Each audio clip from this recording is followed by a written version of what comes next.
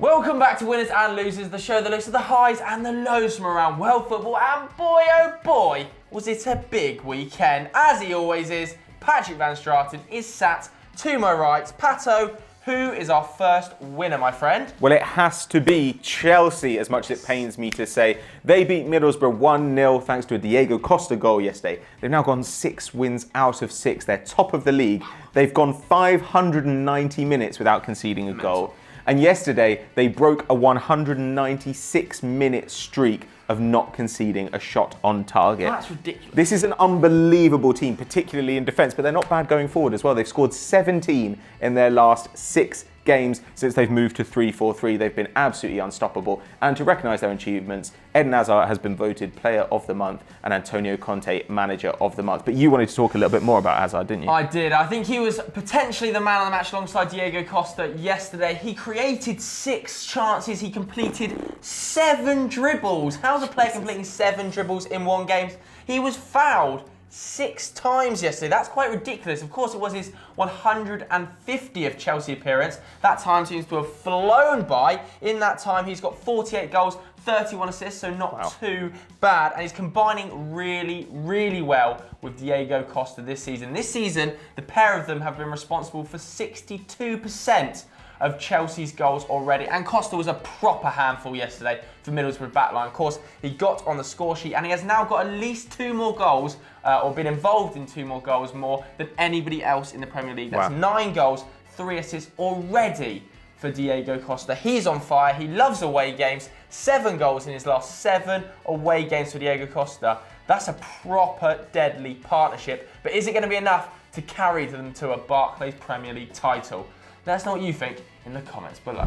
First up in our losers category this week, it's Bayern Munich. Yeah, they lost 1-0 away to bitter rivals Borussia Dortmund at the Westfalenstadion. That's actually the first time that Dortmund have beaten Bayern at home since 2012. A quite unbelievable statistic. That's actually their first loss of the season, Bayern Munich, as well, thanks to that Aubameyang goal early doors. And surprisingly, Bayern actually kind of dominated statistically anyway. 66% possession. They had 18 shots to Borussia Dortmund's 11. They had 85% pass accuracy to Borussia Dortmund's 71, which is uncharacteristically low for a Thomas Tuchel side.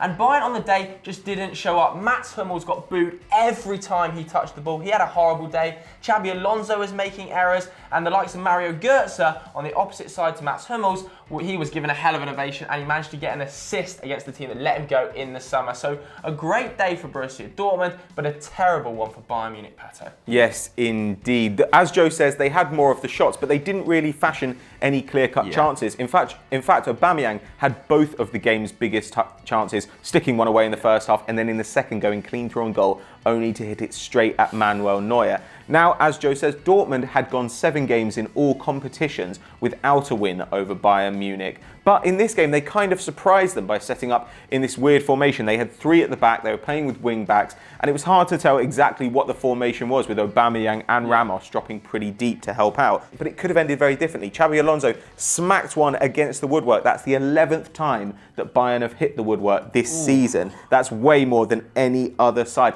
Lewandowski had 5 shots but didn't get one on target.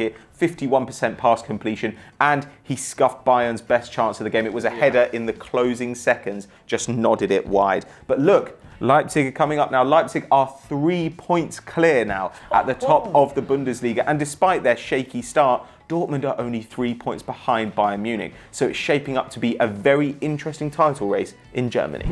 Our next winner is the team that Patrick Van Straten just mentioned. It's the boys powered by Taurine. It's RB Leipzig, the Red Bull lads, Van Straten. Yes, indeed. They managed to beat Bayer Leverkusen away 3-2. They twice came back from behind, and now they're top of the Bundesliga, as we were saying just now. Before this game, they'd actually spent the least time in losing positions of any team in the top 4 leagues this season. They spent only 11 minutes behind in 10 games. And even now, after this match, they've only spent 35 minutes behind in total.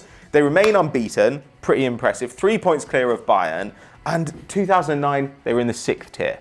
2016, they're top of the Bundesliga. But they did get a little bit lucky in this game. There was an own goal from Baumgartlinger, which got them on level terms after 4 minutes. There was an error by Bernd Leno, which Joe's going to talk about in a minute. and then Bayer Leverkusen did miss a penalty. Yeah. So it was a bit of a wobbly day for the Bulls. It was, but Emil Forsberg, the man who capitalised on that Bernd Leno error, is on flames at the moment. I can't describe how good he is right now. He's actually had a hand in the 3rd most goals in the Bundesliga already. He's already got 5 goals and 6 assists in just 692 minutes. And he's actually got 3 goals in his last 3 games for club and country. But on the day, he was clearly man of the match. 1 goal, 1 assist, 3 key passes, 5 interceptions, 4 accurate crosses. Forsberg had a worldie. But like you said, tale of 2 goalkeepers really. Bernd Leno, absolute nightmare for the Forsberg goal. What is he doing?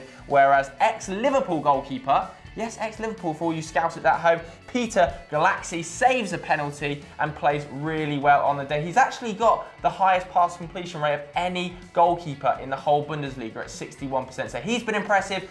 Forsberg's been impressive, but so have Red Bull Leipzig as a whole. RB Leipzig, not Red Bull Leipzig, Joe. I've got to stop saying that. Nevertheless, they're 3 points clear of Bayern Munich and looking dangerous. But can they keep it up? I didn't think so in Sunday Vibes. Pato thought they might be able to. But what do you guys at home think? Vote in the poll right now. Next up in the losers category, it's Atletico Madrid. Oh, Diego Simeone, my poor man. Not a great day at the office. He's at the Calderon. He's got spanked 3-0 by Real Madrid at home. And in fact, it's his worst ever start to an Atletico Madrid season. He's taken just 21 points from a possible 35. That's actually 5 worse off after 12 games than they were this time last season. So he's already a long way off the top pack. They were unbeaten though before this game in their last 6, but CR7 steps up to the plate, bangs in a hat-trick to end that run. And it was kind of on the cards at half-time. Atleti have never turned a game around against Real Madrid when they've been losing at half-time. Wow. Never in the history of the club. That's quite ridiculous. Although unbeaten in their last 22 home games, it didn't really have an effect here. Real Madrid were great on the day, and Cristiano Ronaldo just completely blew them away, Pato. Yeah, I think though some people were kind of saying that Atleti's defence looked like it wasn't at the races, and I'm not entirely sure that's true. I mean, the free kick is a little bit unlucky, the penalty a bit questionable, but the 3rd goal is just an unbelievable counter-attack, the kind of thing that Real Madrid do really, really well. It was actually reminded me of the days under Jose Mourinho when they just absolutely rinsed through you on the counter. But look, this is the first time that Atleti have conceded 3 at home since 2012, and the first time they haven't kept a clean sheet in 5 consecutive games since Simeone arrived as manager. What? That's unbelievable stuff. But the thing we've been talking about this season is how they've added an elite attack to this already incredibly good defence. But in this game, that wasn't really showing. Griezmann and Torres combined for 3 shots with just 1 on target, while the man in form, Yannick Carrasco, actually had 6 shots, but just simply couldn't make the difference. Atleti have now fallen back to 6th place. They're behind Real Sociedad, and they're 9 points behind their town rivals, Real. So is it all over, or do they still have a shot? Let us know what you think in the comments below. And if you want to know more about the Madrid derby, then head over to Euro Roundup on Eurofootball Daily, where we talk all about Cristiano Ronaldo's great night out. Back to England now for our final winner, and he's another London boy. It's Harry Kane, Pato. Yes, indeed. He played for a Tottenham Hotspur side who looked like they were about to lose their unbeaten record when they were 2-1 down in the dying minutes. But he turned it around with a quick double, and Tottenham ran out 3-2 victors at home. They still are the only unbeaten team in the Premier League. They're now 12 games unbeaten since the start of the season. Last time they did that, 1960, 1961. I think we all remember that classic campaign.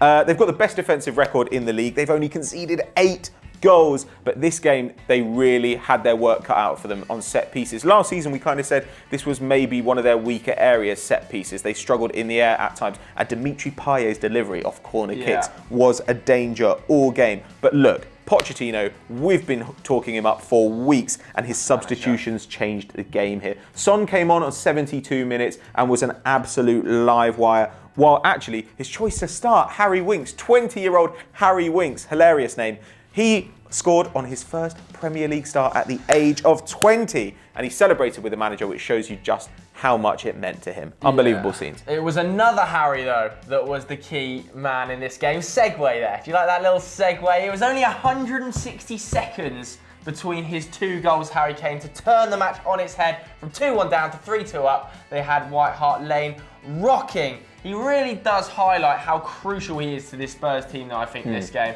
He has completely blasted Vincent Janssen out of that team without a second thought. Janssen didn't take his opportunity nearly as well as he needed to whilst Harry Kane was injured. That's his 4th consecutive goal in 4 Premier League starts. And in fact, he is the definition of a big game player, in particular in London. 17 goals in his last 16 London derbies. And in fact, he's got the best ratio, goal scoring ratio, of any Londoner in history in London derbies. 18 goals in 22 games. That's a 0.82 hit rate. That's ridiculous from Harry Kane. He has a 53% shot accuracy this season, but it's next week where the real test is going to come. Chelsea away. I am buzzing for that game. It's going to be a proper close London derby. Our final losers of the week. Oh, it's Barcelona. Unlucky. It really is. This is a game that you'd have been pissed off about on Football Manager. The statistics were ridiculous and Barca just couldn't get it in the net. It was 0-0 against Malaga. And let me reel off some of these. 29 shots, 8 on target, 7 blocked, as well as 81% possession. Imagine that flashing up on your FIFA screen. You would be fuming if you draw 0-0. That's actually the most amount of shots Barcelona have had without scoring since 2003. And that's despite Malaga going down to 10 men, 1 sent off in the 68th, 1 sent off late in the game in about the 90th minute. So Barca really should have won this game. However, they were missing Messi, they were missing Suarez, they were missing Iniesta, and of course they replaced them. Thuram, Alcacer, and Rafinha and Denis Suarez, they all really kind of failed to step up and fill the big boys' boots, didn't they, Pato? Well, I felt a little bit sorry for Neymar, though, in this game, because as we saw last season, when Messi is missing, he is capable of taking on that kind of mantle of provider, you know, the creator, the guy who can get through the packed defence. He had 6 shots in this game. He made 6 key passes. What? He completed 9 dribbles. These are dirty statistics, and if Barcelona had won, it would have been thanks to him. Paco Alcácer, though, wasn't particularly at the races. Javier Mascherano actually played more key passes than him, which maybe you expect. He's a little bit deeper. But he's not exactly a guy you think of as creative, the little Argentinian. But look, they're going to need these guys to start picking up, these backups, because otherwise, if Messi gets injured for a long period of time, if Suarez does, then suddenly they're in serious trouble, because Alcácer has now failed to score in 269 minutes for Barcelona. He needs that to pick up soon, otherwise they're going to be looking at a very disappointing season. So those were our winners and losers, but who are yours at home? Let us know what you think in the comments below. And if you enjoyed this video, head over to Euro Football Daily to check out our Euro roundup. We've got Dortmund, we've got Cristiano Ronaldo, and we've got Crystal Palace. Oh dear, Alan Pardew. And as ever, guys, please do like and subscribe. Catch you next time.